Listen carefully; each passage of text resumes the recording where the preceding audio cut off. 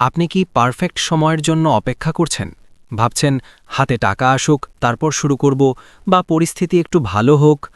আমি আপনাকে একটি কঠিন সত্য কথা বলি, পারফেক্ট সময় কোনো দিন আসে না। আপনি যদি ট্রাফিক লাইট সব সবুজ হওয়ার অপেক্ষা করেন, তবে আপনি সারা জীবন গ্যারেজেই বসে থাকবেন। আজ বুক এক্সপ্লোরারে আমরা জানব কিভাবে এখনই এই মুহূর্তেই শুরু করতে হয়। স্বাগত বুক এক্সপ্লোরারে। আপনি মাত্রই যে কথাটি শুনলেন, সেই পারফেক্ট সময়ের ফাঁদ, এটি কেবল আপনার সমস্যা নয়, এটি আমাদের পুরো প্রজন্মের সমস্যা। আমরা এমন এক যুগে বাস করছি যেখানে আমাদের কাছে সুযোগের অভাব নেই, তথ্যের অভাব নেই, কিন্তু অভাব আছে শুধু একটি জিনিসের, সেটি হলো অ্যাকশন বা কাজ শুরু করার মানসিকতা। আমরা সবাই যেন জীবনের এক বিশাল ওয়েটিং রুমে বসে আছি। আমাদের হাতে টিকিট আছে, গন্তব্য ঠিক করা আছে, কিন্তু আমরা বাসে উঠছি না। আমরা অপেক্ষা করছি। কিসের অপেক্ষা? হয়তো আমরা ভাবছি যখন আমাদের কাছে পর্যাপ্ত টাকা থাকবে, যখন আমাদের অভিজ্ঞতা আরও বাড়বে, অথবা যখন আমাদের সন্তানরা বড় হবে, তখন আমরা আমাদের স্বপ্নের পেছনে ছুটব। কিন্তু লেখিকা শিয়া ওয়াসমুন্ড তার স্টপ টকিং স্টার্ট ডুইং বইটিতে আমাদের মুখের ওপর একটি কঠিন সত্য তুলে ধরেছেন। তিনি বলছেন, এই অপেক্ষা আসলে প্রস্তুতি নয়, এটি হলো ভয়েরই একটি ছদ্মবেশ। আমরা নিজেকেই নিজে বুঝাই যে আমরা প্রস্তুতি নিচ্ছি, আমরা রিসার্চ করছি, আমরা প্ল্যান করছি, কিন্তু গভীরভাবে চিন্তা করলে দেখবেন এই প্রস্তুতি আসলে দেরি করার একটি অজুহাত মাত্র। আমরা কাজ শুরু করতে ভয় পাই, তাই আমরা কথার আড়ালে, আলোচনার আড়ালে এবং অনন্ত পরিকল্পনার আড়ালে নিজেদের লুকিয়ে রাখি। বইটির শুরুতেই লেখিকা আমাদের একটি খুব শক্তিশালী প্রশ্ন করেছেন, আপনার জীবনের শেষ দিনটিতে আপনি কি নিয়ে আফসোস করবেন? এই প্রশ্নটি শুনলে হয়তো একটু অস্বস্তি লাগতে পারে, কিন্তু এটিই হলো এই বইয়ের হৃৎস্পন্দন। নার্স এবং ডাক্তার যারা মৃত্যুপথযাত্রী রোগীদের সেবা করেছেন, তারা একটি অদ্ভুত প্যাটার্ন লক্ষ্য করেছেন। মানুষ যখন মারা যায়, তখন তারা তাদের করা ভুলগুলোর জন্য অনুতপ্ত হয় না। কেউ বলে না যে কেন আমি ওই ব্যবসায় টাকা হারিয়েছিলাম, বা কেন আমি ওই পরীক্ষায় ফেল করেছিলাম, বরং তাদের শেষ নিঃশ্বাস ত্যাগের আগে একটাই আক্ষেপ থাকে, আমি কেন সাহস করে আমার মনের মতো জীবনটা কাটালাম না, আমি কেন আমার স্বপ্নগুলো পূরণের চেষ্টাটুকুও করলাম না। ব্যর্থতা কোনো অপরাধ নয়, ব্যর্থতা থেকে শিক্ষা নেওয়া যায়, ব্যর্থতা থেকে ঘুরে দাঁড়ানো যায়, কিন্তু শুরু না করা বা ইনঅ্যাকশন, এটি এমন এক বোঝা যা সারা জীবন আপনাকে বয়ে বেড়াতে হবে।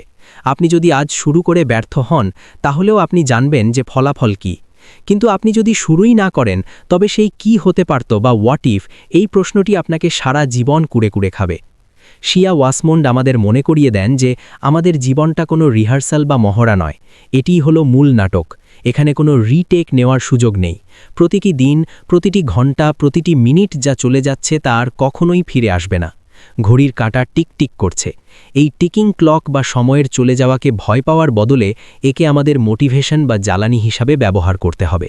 আমাদের বুঝতে হবে যে আমাদের সময় সীমিত, আর সীমিত সময়ের মধ্যে অনন্তকাল অপেক্ষা করাটা কোনো বুদ্ধিমানের কাজ নয়।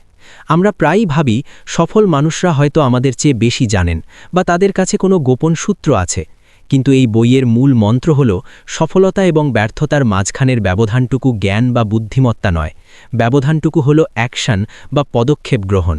আপনি হয়তো বিশ্বের সবচেয়ে বেস্ট আইডিয়াটি মাথায় নিয়ে ঘুরছেন, কিন্তু যতক্ষণ না আপনি সেটি বাস্তবে রূপ দিচ্ছেন, ততক্ষণ সেটির মূল্য শূন্য। অন্যদিকে একটি সাধারণ মানুষ যদি একটি সাধারণ আইডিয়া নিয়ে আজই কাজ শুরু করে দেয়, তবে সে আপনার চেয়ে যোজন যোজন এগিয়ে থাকবে। তাই এই ভিডিওর পরবর্তী 1 ঘন্টায় আমরা আপনার মস্তিষ্কের সেই প্যাটার্নগুলো ভাঙার চেষ্টা করব যা আপনাকে থামিয়ে রেখেছে। আমরা কেবল মোটিভেশন দেব না, আমরা শিয়া ওয়াসমুন্ডের বই থেকে এমন কিছু সাইকোলজিক্যাল টুলস এবং প্র্যাকটিক্যাল ব্লুপ্রিন্ট নিয়ে আলোচনা করব যা আপনাকে আপনার চেয়ার থেকে উঠে কাজ শুরু করতে বাধ্য করবে। আমরা দেখব ভয়কে কিভাবে ম্যানেজ করতে হয়, সিদ্ধান্তহীনতা বা কনফিউশন কিভাবে দূর করতে হয়, এবং কিভাবে ছোট ছোট পদক্ষেপের মাধ্যমে বড় পাহাড় ডিঙানো যায়। কিন্তু তার আগে আপনাকে একটি সিদ্ধান্ত নিতে হবে। আপনি কি কেবল এই ভিডিওটি বিনোদনের জন্য দেখবেন, নাকি আপনি সত্যিই আপনার জীবনে পরিবর্তন আনতে চান? যদি পরিবর্তন চান, তবে নিজেকে কথা দিন, আজ আমরা যা শিখব তার অন্তত একটি অংশ আপনি আজই প্রয়োগ করবেন। কারণ মনে রাখবেন, কথা বলা সহজ, কিন্তু কাজ করাই হলো আসল গেম চেঞ্জার।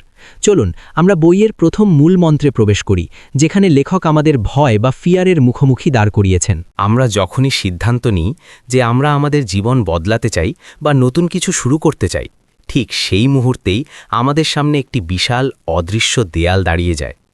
এই দেয়ালটির নাম হল ভয়। লেখিকা শিয়া ওয়াসমুন্ড তার বইতে খুব সুন্দর করে ব্যাখ্যা করেছেন যে কাজ শুরু করার পথে আমাদের সবচেয়ে বড় শত্রু কোনো বাইরের মানুষ নয়, টাকার অভাব নয় বা সময়ের অভাবও নয়। আমাদের শত্রু হল আমাদের মস্তিষ্কের ভেতরে থাকা এই আদিম ভয়।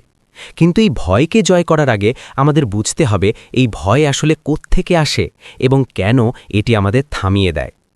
বিজ্ঞান এবং মনোবিজ্ঞান বলে আমাদের মস্তিষ্ক ডিজাইন করা হয়েছে আমাদেরকে বাঁচিয়ে রাখার জন্য, আমাদেরকে সফল করার জন্য নয়। হাজার বছর আগে মানুষের প্রধান লক্ষ্য ছিল বন্য প্রাণী বা প্রাকৃতিক দুর্যোগ থেকে বেঁচে থাকা। তাই যখনই আমাদের মস্তিষ্ক কোনো অনিশ্চয়তা বা ঝুঁকি দেখত, সে আমাদেরকে সতর্ক করে দিত।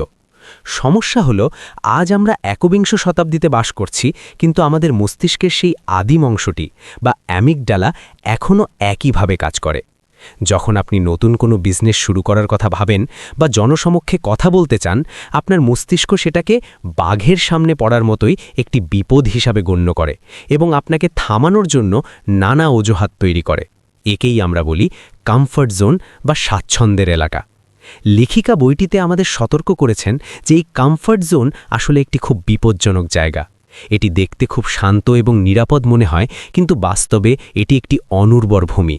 কমফর্ট জোনে কিছুই জন্মায় না, না আপনার স্বপ্ন, না আপনার উন্নতি। আমরা সেখানে বসে থাকি কারণ আমরা পরিচিত কষ্টকে অপরিচিত সুখের চেয়ে বেশি নিরাপদ মনে করি। আমরা জানি আমাদের বর্তমান চাকরিটি আমাদের ভালো লাগছে না, তবু আমরা সেটি ছাড়ি না, কারণ আমরা জানি না বাইরের জগৎটা কেমন। এই অজানার ভয়ই আমাদের পঙ্গু করে রাখে। এই ভয়ের আবার বিভিন্ন রূপ আছে। বইটিতে লেখিকা প্রধানত 3টি ভয়ের কথা উল্লেখ করেছেন যা আমাদের শুরু করতে দেয় না। প্রথমটি হল লোকে কি বলবে বা সমালোচনার ভয়। আমরা আমাদের নিজেদের স্বপ্নের চেয়ে অন্যের মতামতকে বেশি গুরুত্ব দিই। আমরা ভাবি যদি আমি ব্যর্থ হই তবে বন্ধুরা হাসবে, আত্মীয়রা কথা শোনাবে। কিন্তু শিয়া ওয়াসমুন্ড এখানে একটি চরম সত্য কথা বলেছেন। অন্যরা আপনাকে নিয়ে কি ভাবছে তা নিয়ে দুশ্চিন্তা করা বন্ধ করুন, কারণ সত্যিটা হলো তারা আপনাকে নিয়ে ভাবছেই না। তারা ব্যস্ত নিজেদের জীবন এবং নিজেদের ভয় নিয়ে। আপনি যদি অন্যের অনুমোদনের জন্য অপেক্ষা করেন, তবে আপনি আসলে অন্যের জীবনের স্ক্রিপ্টে একজন এক্সট্রা ক্যারেক্টার হয়েই বেঁচে থাকবেন, নিজের গল্পের হিরো হতে পারবেন না। দ্বিতীয় ভয়টি হল ইম্পস্টার সিনড্রোম বা নিজেকে অযোগ্য মনে করা। আমাদের মনে হয় আমি কে এটা করার, আমার চেয়ে অনেক বেশি অভিজ্ঞ মানুষ তো বসে আছে। এই চিন্তাটি আমাদের ভেতরে এক ধরনের হীনমন্যতা তৈরি করে। আমরা ভাবে একদিন হয়তো কেউ এসে আমাদের মুখোশ খুলে দেবে এবং বলবে যে আমরা আসলে কিছুই জানি না। কিন্তু বইটিতে বলা হয়েছে পৃথিবীর সবচেয়ে সফল মানুষরাও কাজ শুরুর আগে এই একই অনুভূতির মধ্যে দিয়ে গেছেন। তফাৎ হলো তারা অযোগ্য অনুভব করার পরেও কাজ থামিয়ে দেননি। তারা জানতেন যে আত্মবিশ্বাস কাজ শুরুর আগে আসে না, আত্মবিশ্বাস আসে কাজ করার পরে, অভিজ্ঞতার মাধ্যমে। এবং তৃতীয় ভয়টি হল ব্যর্থতার ভয়। আমরা ব্যর্থতাকে আমাদের অস্তিত্বের সংকট হিসেবে দেখি। আমরা মনে করি এই প্রজেক্টে ব্যর্থ হওয়া মানে আমি ব্যক্তি হিসেবে ব্যর্থ। কিন্তু লেখিকা আমাদের দৃষ্টিভঙ্গি বদলানোর পরামর্শ দিয়েছেন। তিনি বলছেন ব্যর্থতাকে রাস্তার শেষ হিসেবে দেখবেন না, একে রাস্তার একটি বাঁক বা ডাইভার্সন হিসেবে দেখুন। আপনি যদি কিছু শুরু করেন এবং সেটি কাজ না করে, তবে আপনি অন্তত একটি তথ্য পেলেন যে কোন পথে কাজ হয় না। এটি আপনাকে উত্তরের আরও কাছে নিয়ে গেল। কিন্তু আপনি যদি শুরুই না করেন, তবে আপনি তথ্যের অভাবে অন্ধকারের মধ্যেই থেকে যাবেন। এখন প্রশ্ন হল, এই ভয় কি কখনো পুরোপুরি চলে যাবে? উত্তর হল না। এবং এখানেই এই অধ্যায়ের সবচেয়ে গুরুত্বপূর্ণ শিক্ষাটি লুকিয়ে আছে। শিয়া ওয়াসমুন্ড বলছেন, ভয় চলে যাওয়ার জন্য অপেক্ষা করবেন না, কারণ ভয় তখনই যাবে যখন আপনি কাজটি করে ফেলবেন। সাহস মানে ভয়ের অনুপস্থিতি নয়, সাহস মানে হল ভয় থাকা সত্ত্বেও সামনে এগিয়ে যাওয়া। ভয়কে আপনার শত্রুর পরিবর্তে আপনার কম্পাস বা দিক নির্দেশক হিসেবে ব্যবহার করুন। যেই কাজটি করতে আপনি সবচেয়ে বেশি ভয় পাচ্ছেন, সম্ভবত সেই কাজটি আপনার জীবনের জন্য সবচেয়ে বেশি গুরুত্বপূর্ণ। সেই ভয়টিই আপনাকে ইঙ্গিত দিচ্ছে যে আপনার পরবর্তী গ্রোথ বা উন্নতি ঠিক ওই ভয়ের অপর পাশেই অপেক্ষা করছে। সুতরাং আমরা বুঝতে পারলাম যে ভয় একটি স্বাভাবিক জৈবিক প্রক্রিয়া এবং এটি আমাদের যাত্রার একটি অবিচ্ছেদ্য অংশ। আমরা ভয়কে অস্বীকার করব না, বরং ভয়কে সাথে নিয়েই আমরা আমাদের পরবর্তী ধাপে পা বাড়াব। আর সেই পরবর্তী ধাপটি হল আমাদের অগোছালো চিন্তাকে একটি পরিষ্কার সিদ্ধান্তে রূপান্তর করা। কারণ ভয়ের পরেই যে জিনিসটি আমাদের সবচেয়ে বেশি আটকে রাখে সেটি হলো ডিসিশন প্যারালিসিস বা সিদ্ধান্তহীনতা। চলুন দেখা যাক কিভাবে আমরা এই মানসিক জট বা কনফিউশন থেকে মুক্তি পেতে পারি। ভয়কে যখন আপনি মেনে নিলেন, তখন আপনার সামনে দ্বিতীয় যে দানবটি এসে দাঁড়ায় তার নাম হল সিদ্ধান্তহীনতা বা ডিসিশন প্যারালিসিস। আমরা প্রায়ই বলি, আমি জানি না কোথা থেকে শুরু করব, বা আমার মাথায় এত আইডিয়া যে আমি কনফিউজড। এই অবস্থাটি অনেকটা কুয়াশার মধ্যে গাড়ি চালানোর মতো। আপনি জানেন আপনার গন্তব্য কোথায়, কিন্তু সামনের রাস্তাটি ঝাপসা হওয়ার কারণে আপনি অ্যাক্সেলারেটরে চাপ দিতে পারছেন না। শিয়া ওয়াসমুন্ড আর বইতে এই মানসিক স্থবিরতাকে খুব সুন্দরভাবে ব্যাখ্যা করেছেন এবং এটি থেকে বের হওয়ার একটি পরিষ্কার রোডম্যাপ দিয়েছেন। আধুনিক যুগে আমাদের সমস্যা তথ্যের অভাব নয়, আমাদের সমস্যা হল অতিরিক্ত অপশন। একে বলা হয় প্যারাডক্স অফ চয়েস। আপনি যখন সুপারমার্কেটে টুথপেস্ট কিনতে যান এবং সেখানে 50 রকমের ব্র্যান্ড দেখেন, তখন আপনার ব্রেন হ্যাং হয়ে যায়। ঠিক তেমনি যখন আপনি জীবনের কোনো বড় সিদ্ধান্ত নিতে যান, তখন হাজারটা সম্ভাবনার কথা ভেবে আপনি আসলে কোনো সিদ্ধান্তই নিতে পারেন না। আপনি দিনের পর দিন রিসার্চ করেন, ইউটিউব ভিডিও দেখেন, মানুষের পরামর্শ নেন, কিন্তু দিন শেষে আপনি ঠিক যেই জায়গায় ছিলেন সেখানেই দাঁড়িয়ে থাকেন। লেখিকা একে বলছেন প্রোক্রাস্টিনেশন ডিসগাইজড অ্যাজ রিসার্চ, বা গবেষণার ছদ্মবেশে গড়িমসি করা। এই চক্র থেকে বের হওয়ার প্রথম ধাপ হল ক্ল্যারিটি বা স্বচ্ছতা। আপনাকে মানতে হবে যে আপনি সব কিছু একসঙ্গে করতে পারবেন না। সফলতার প্রথম শর্ত হল কিছু জিনিসকে না বলা। আপনার যদি 10টি আইডিয়া থাকে, তবে 9টি ভালো আইডিয়াকে ডাস্টবিনে ফেলে দিতে হবে শুধুমাত্র একটি সেরা আইডিয়াকে বাঁচিয়ে রাখার জন্য। এটি করা খুব কঠিন, কারণ আমাদের মনে হয় আমরা সুযোগ হারাচ্ছি। কিন্তু শিয়া ওয়াসমুন্ড বলছেন, আপনি যদি একসাথে 2টি খরগোশকে ধাওয়া করেন, তবে আপনি একটিও ধরতে পারবেন না। ফোকাস মানেই হল স্যাক্রিফাইস বা ত্যাগ। সিদ্ধান্তহীনতা দূর করার জন্য বইটিতে একটি খুব প্র্যাকটিক্যাল টেকনিক দেওয়া হয়েছে। সেটি হল রাইট ইট ডাউন বা লিখে ফেলা। আমাদের চিন্তাগুলো যখন মস্তিষ্কের ভেতরে থাকে, তখন সেগুলো জট পাকিয়ে থাকে এবং অনেক বড় ও ভয়ঙ্কর মনে হয়। কিন্তু যখনই আপনি সেগুলোকে কাগজের উপর কালিতে রূপান্তর করেন, তখন সেগুলো তাদের ক্ষমতা হারিয়ে ফেলে। একটি সাদা কাগজ নিন এবং আপনার লক্ষ্যটি লিখুন। এবার নিজেকে প্রশ্ন করুন, এই লক্ষ্যটি অর্জনের জন্য আমার সামনে কি বাধা আছে, সেগুলোও লিখুন। যখন আপনি সমস্যাগুলোকে চোখের সামনে দেখতে পাবেন, তখন আপনার ব্রেন অটোম্যাটিক্যালি সমাধানের পথ খুঁজতে শুরু করবে। এটি হলো মেন্টাল ডিক্লাটারিং বা মস্তিষ্কের জঞ্জাল পরিষ্কার করা। আরেকটি গুরুত্বপূর্ণ বিষয় হল অ্যানালিসিস প্যারালিসিস থেকে বের হওয়া। আমরা অনেকেই নিখুঁত বা পারফেক্ট সিদ্ধান্তের অপেক্ষায় থাকি। আমরা ভাবি, যদি আমি ভুল সিদ্ধান্ত নিই।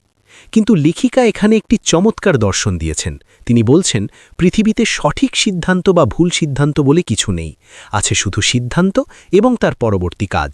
আপনি যে কোনো একটি পথ বেছে নিন এবং সেই পথটিকে সঠিক প্রমাণ করার জন্য কাজ করুন।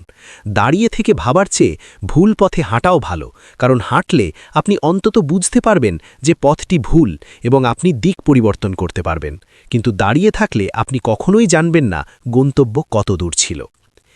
এই অধ্যায়ে লেখিকা আমাদের সময় বা টাইম ম্যানেজমেন্ট নিয়েও একটি নতুন দৃষ্টিভঙ্গি দিয়েছেন।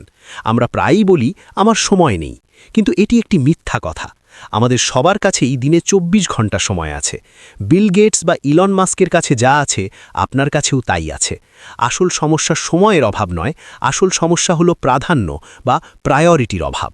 আপনি যখন বলেন, আমার বই পড়ার সময় নেই, তখন আপনি আসলে বলছেন, বই পড়াটা এই মুহূর্তে আমার কাছে নেটফ্লিক্স দেখার চেয়ে বেশি গুরুত্বপূর্ণ নয়। সিদ্ধান্তহীনতা কাটানোর জন্য আপনাকে নির্মমভাবে সৎ হতে হবে। আপনাকে আপনার দিনের শিডিউল থেকে অপ্রয়োজনীয় কাজগুলো ছেঁটে ফেলতে হবে। সুতরাং এখন আমরা ভয়ের দেওয়াল টপকেছি এবং আমাদের সিদ্ধান্তহীনতার কুয়াশাও পরিষ্কার করেছি। আমরা জানি আমাদের কি করতে হবে এবং কেন করতে হবে।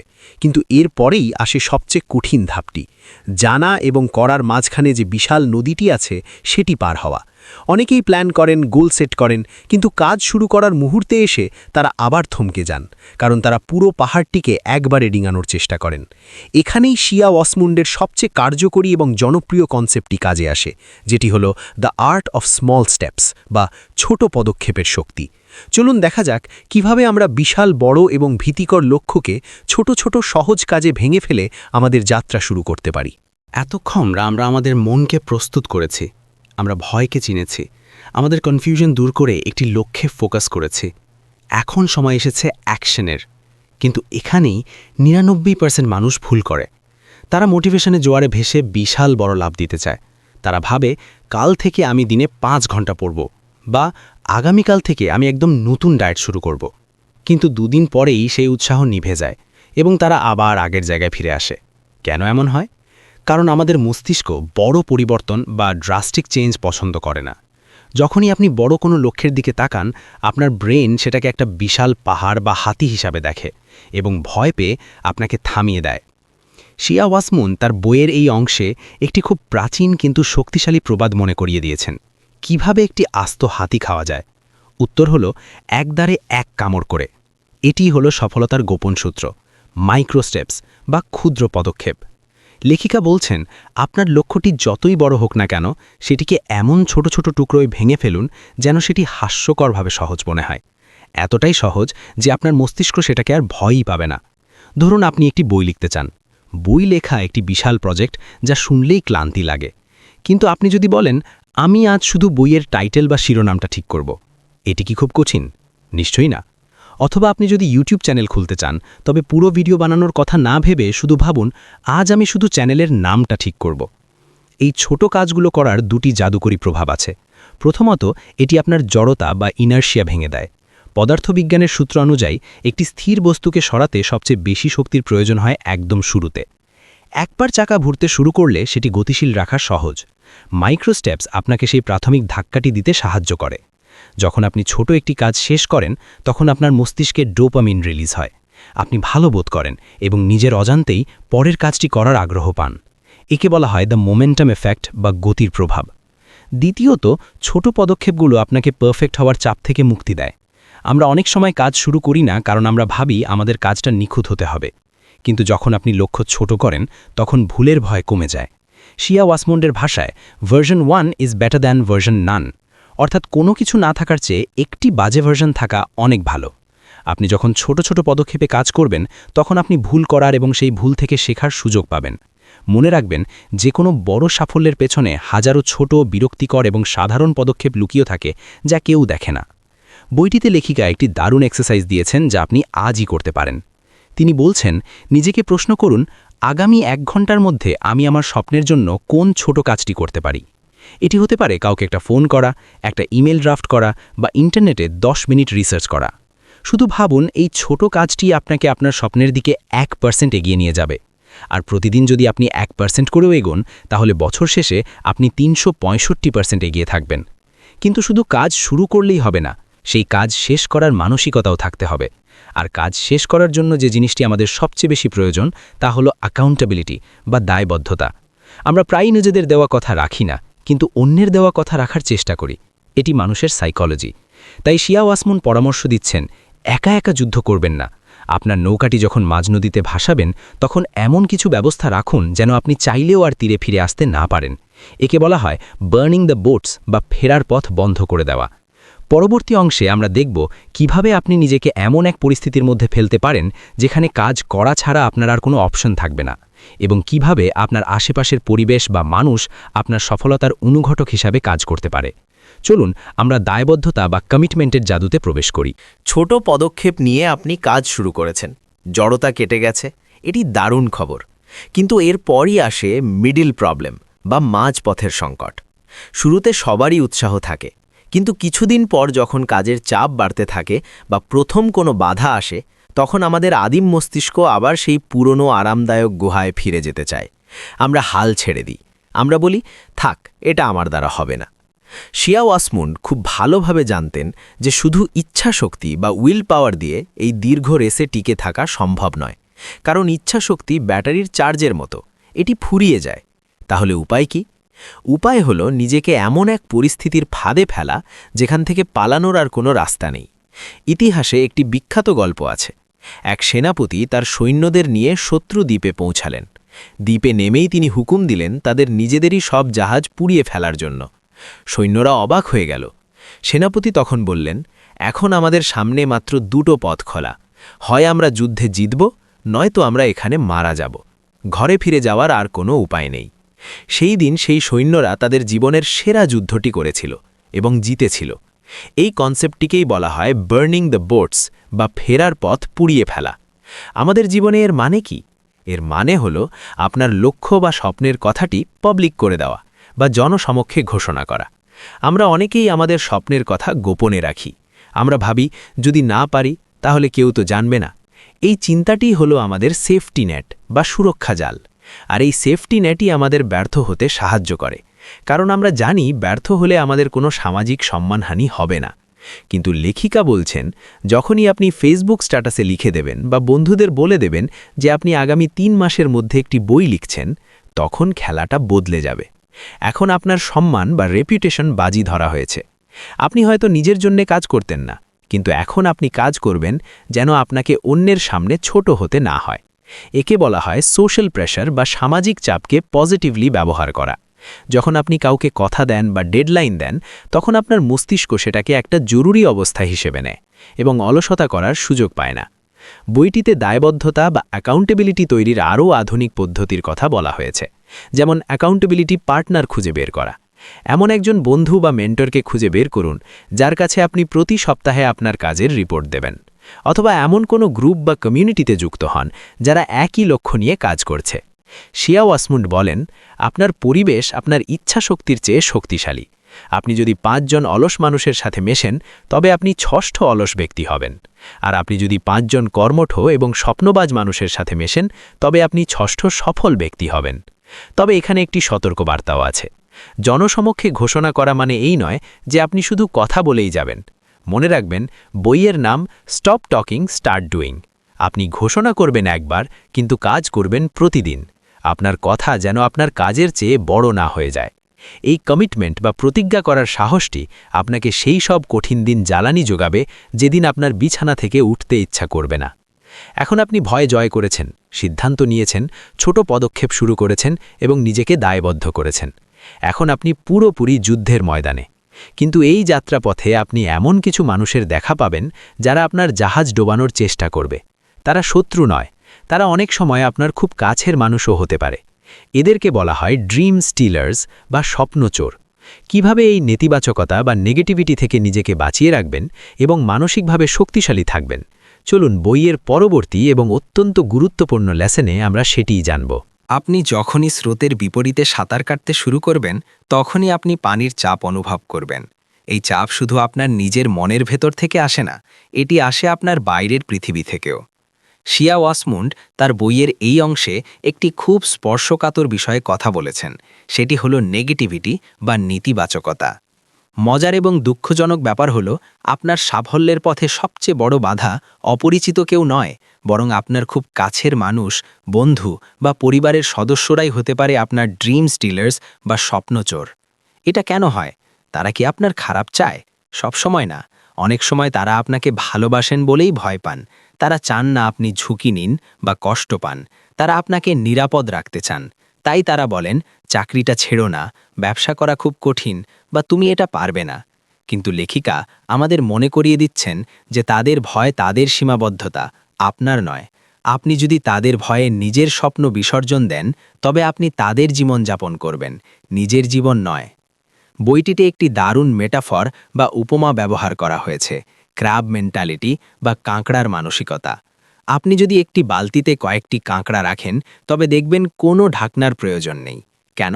কারণ যখনই একটি কাঁকড়া কষ্ট করে উপরে ওঠার চেষ্টা করে, বাকি কাঁকড়ারা তাকে টেনে নিচে নামিয়ে দেয়। আমাদের সমাজেও এই একই মানসিকতা কাজ করে। আপনি যখন নিজেকে পরিবর্তন করার বা উন্নত করার চেষ্টা করেন, তখন আপনার আশেপাশের মানুষরা অস্বস্তি বোধ করে, কারণ আপনার উন্নতি তাদের নিজেদের ব্যর্থতা বা অলসতাকে চোখের সামনে তুলে ধরে। তাই তারা আপনাকে টেনে নামাতে চায়, যাতে তারা নিজেদের সম্পর্কে ভালো বোধ করতে পারে। এই নেতিবাচকতা থেকে বাঁচার উপায় কি? শিয়া ওয়াসমুন্ড বলছেন, আপনাকে নির্মমভাবে আপনার পরিবেশ বা এনভায়রনমেন্ট কিউরেট করতে হবে। আপনার সময় এবং শক্তি হলো আপনার সবচেয়ে মূল্যবান সম্পদ। যারা আপনার শক্তি শুষে নেয় বা আপনাকে নিরুৎসাহিত করে, তাদের সাথে সময় কাটানো কমিয়ে দিন। তাদের সাথে তর্কে জড়াবেন না, তাদের বোঝানোর চেষ্টা করবেন না। মনে রাখবেন, অ্যাকশন স্পিক্স লাউডার দ্যান ওয়ার্ডস। আপনার ফলাফলই হবে তাদের প্রতি আপনার সেরা জবাব। এর বদলে আপনার নিজের একটি ট্রাইব বা গোষ্ঠী তৈরি করুন। এমন মানুষদের খুঁজে বের করুন যারা আপনার মতো পাগল, যারা বড় স্বপ্ন দেখতে ভয় পায় না। আজকের ইন্টারনেটের যুগে এটি করা খুব সহজ। লিঙ্কডইন, ফেসবুক গ্রুপ বা লোকাল মিটআপের মাধ্যমে আপনি সমমনা মানুষ খুঁজে পেতে পারেন। লেখিকা বলছেন, আপনি যদি ঘরের সবচেয়ে স্মার্ট ব্যক্তি হন, তবে আপনি ভুল ঘরে আছেন। এমন ঘরে যান যেখানে মানুষ আপনার চেয়ে স্মার্ট, যারা আপনাকে চ্যালেঞ্জ করবে এবং আপনাকে টেনে উপরে তুলবে। কিন্তু কখনো কখনো সবচেয়ে বড় সমালোচক আমরা নিজেরাই হই। আমাদের ভেতরের কণ্ঠস্বর বলতে থাকে, আমি যথেষ্ট ভালো নই। এই সেলফ ডাউট বা আত্মসংশয় দূর করার জন্য বইটিতে একটি সহজ টিপস দেওয়া হয়েছে। আপনার ছোট ছোট বিজয়গুলো উদযাপন করুন। আপনি যখনই কোনো ছোট লক্ষ্য পূরণ করবেন, নিজেকে পুরস্কৃত করুন। এটি আপনার আত্মবিশ্বাসকে রিচার্জ করবে। আমাদের যাত্রা প্রায় শেষের পথে। আমরা ভয়ের মোকাবিলা করেছি, কাজ শুরু করেছি এবং নেতিবাচকতাকেও পাশ কাটিয়ে গেছি। এখন বাকি আছে শুধু একটি জিনিস, ফিনিশিং লাইন। অনেকেই শুরু করে, কিন্তু খুব কম মানুষই শেষ করতে পারে। কেন আমরা মাঝপথে থেমে যাই এবং কিভাবে সেই শেষ দেওয়ালটি ভেঙে আমরা চূড়ান্ত সাফল্যতার দেখা পেতে পারি, পরবর্তী এবং শেষ অংশে আমরা সেই দ্য আর্ট অফ ফিনিশিংয়ের রহস্য উন্মোচন করব এবং এই পুরো জার্নির একটি সামারি টানব। আমরা শুরু করতে ভালোবাসি। শুরুর উত্তেজনাটা অনেকটা নতুন প্রেমের মতো, সব কিছুই রঙিন মনে হয়। কিন্তু আসল পরীক্ষা শুরু হয় যখন সেই উত্তেজনা কমে যায়, যখন কাজটা একঘেয়ে বা কঠিন মনে হতে থাকে। পরিসংখ্যান বলে, যারা নতুন বছরের রেজলিউশন নেয় তাদের মধ্যে 92% মানুষই ব্যর্থ হয়। কেন? কারণ তারা স্টার্টিং লাইনে চ্যাম্পিয়ন, কিন্তু ফিনিশিং লাইন পর্যন্ত যাওয়ার দম তাদের থাকে না। শিয়া ওয়াসমন্ড বইয়ের শেষ দিকে আমাদের মনে করিয়ে দেন, বিশ্ব শুধু তাদেরই মনে রাখে যারা কাজ শেষ করে। অসমাপ্ত পাণ্ডুলিপি বা অর্ধসমাপ্ত প্রজেক্টের কোনো মূল্য নেই। শেষ করার বা ফিনিশিংয়ের মানসিকতা তৈরি করতে হলে আমাদের বুঝতে হবে যে সফলতার পথটি সরল রেখা বা সোজা রাস্তা নয়, এটি একটি আঁকা বাঁকা পথ। মাঝপথে আপনি হোঁচট খাবেন, পড়ে যাবেন, হয়তো পথ হারিয়ে ফেলবেন, কিন্তু এগুলোকে থামার সংকেত বা স্টপ সাইন হিসেবে দেখবেন না। এগুলো হলো পথের নির্দেশিকা বা সাইনপোস্ট। প্রতিটি বাধা আপনাকে কিছু না কিছু শেখাচ্ছে। লেখিকা বলছেন, অধ্যবসায় বা পারসিস্টেন্স হল প্রতিভার চেয়েও বড় গুণ। আপনি কতটা মেধাবী তার চেয়ে বেশি গুরুত্বপূর্ণ হল আপনি কতটা জেদি। ফিনিশিং লাইনে পৌঁছানোর জন্য একটি শক্তিশালী টুল হল ফোকাস অন দ্য ওয়াই। কেন আপনি শুরু করেছিলেন সেই কারণটি মনে করুন। যখন কাজ কঠিন মনে হবে, তখন নিজেকে প্রশ্ন করুন, এই কাজটি শেষ করলে আমার জীবনটা কেমন হবে? সেই চূড়ান্ত সাফল্যের ছবিটি নিজের মনে কল্পনা করুন। এই ভিজুয়ালাইজেশন আপনাকে শেষ পর্যন্ত টিকে থাকার শক্তি দেবে। এবং সবশেষে শিয়া ওয়াসমন্ড আমাদের একটি খুব গভীর আধ্যাত্মিক সত্যের মুখোমুখি দাঁড় করান। তিনি বলেন, আপনার স্বপ্ন বা আইডিয়াটি শুধু আপনার নিজের জন্য নয়, এটি একটি দায়িত্ব।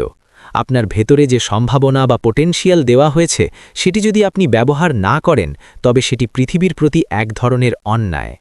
আপনার লেখা বই হয়তো কারো জীবন বাঁচাতে পারত, আপনার তৈরি ব্যবসা হয়তো শত শত মানুষের কর্মসংস্থান করতে পারত। আপনি যখন ভয়ে পিছিয়ে যান, তখন আপনি শুধু নিজেকে বঞ্চিত করেন না, আপনি পুরো পৃথিবীকে বঞ্চিত করেন। তাই বন্ধুরা, বুক এক্সপ্লোরারের আজকের এই দীর্ঘ যাত্রার শেষে আমি আপনাদের শুধু একটি কথাই বলবো, জীবন কোনো ড্রাফট কপি নয় যা আপনি পরে এডিট করবেন। আজই, এই মুহূর্তেই আপনার জীবনটি ঘটছে। ক্যালেন্ডারের পাতা থেকে দিনগুলো ঝরে পড়ছে। আপনি কি সেই মানুষটি হয়েই থাকবেন যে সারা জীবন শুধু করব করে কাটিয়ে দিল? নাকি আপনি সেই সাহসী মানুষটি হবেন যে আয়নার সামনে দাঁড়িয়ে নিজের চোখে চোখ রেখে বলতে পারবে, আমি ভয় পেয়েছিলাম, কিন্তু আমি থামিনি, আমি চেষ্টা করেছি। আজ এই ভিডিওটি শেষ হওয়ার সাথে সাথে ইউটিউব বন্ধ করুন এবং আপনার স্বপ্নের জন্য মাত্র 5 মিনিটের একটি কাজ করুন, সেটা যতই ছোট হোক। কারণ মনে রাখবেন, 1000 মাইলের যাত্রা শুরু হয় একটি মাত্র পদক্ষেপ দিয়ে, আর সেই পদক্ষেপটি নেওয়ার সময় হলো এখনই। কথা বলা বন্ধ করুন, কাজ শুরু করুন। ধন্যবাদ আমাদের সাথে থাকার জন্য। আপনার এই নতুন যাত্রায় বুক এক্সপ্লোরার সব সময় আপনার পাশে থাকবে। দেখা হবে বিজয়ের মঞ্চে।